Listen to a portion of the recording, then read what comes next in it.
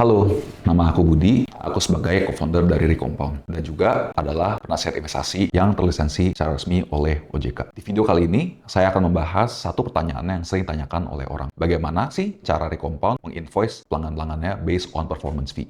Di Recompound, kita percaya bahwa incentive alignment antara pemberi service, which is kita, dan pelanggan itu sangat penting. Maka dari itu, mekanisme cara kita invoicing paling mudah dijelaskan dengan cara simulasi. Let's say Anda mulai dengan kita di dana sekitar 100 juta.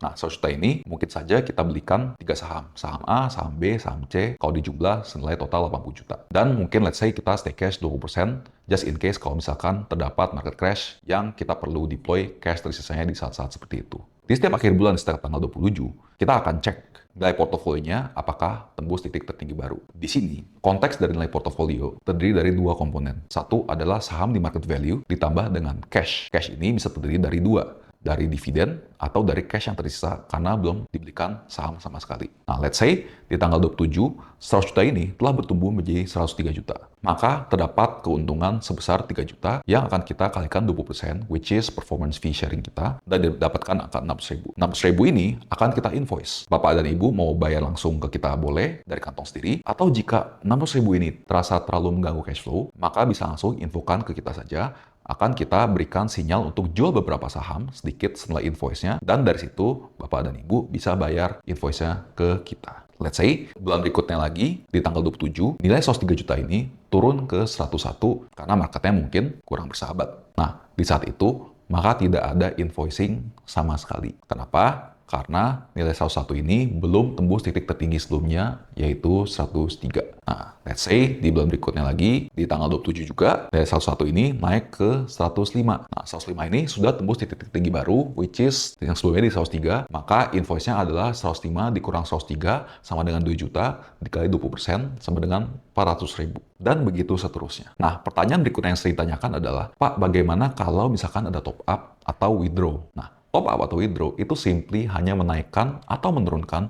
titik tertinggi portofolio sebelumnya, karena top up atau withdraw itu berasal dari modal Bapak Ibu sendiri, bukan dari capital gain atau dividen dari saham. Maka dari itu, let's say kalau misalkan Bapak Ibu start dari 103 juta, lalu Bapak Ibu top up 20 juta, maka nilai portofolio akan naik ke 123 juta. Akan tetapi, titik tertinggi yang dari 103 akan naik ke 123 juta juga. Maka dari itu, kalau kita ingin invoice ke Bapak Ibu lagi, maka harus portofolionya itu naik di atas 123 juta. Gitu. Dan prinsip withdraw itu juga sama. Let's say kalau Bapak Ibu start di 100, lalu withdraw 10, maka nilai portofolio harus naik di atas 90 juta, baru bakal ada invoice lagi. Berikut mekanisme cara kita menginvoice clients kita. Semoga ini cukup clear dan berpegang teguh pada prinsip incentive alignment antara Recompound dan pelanggan-pelanggannya.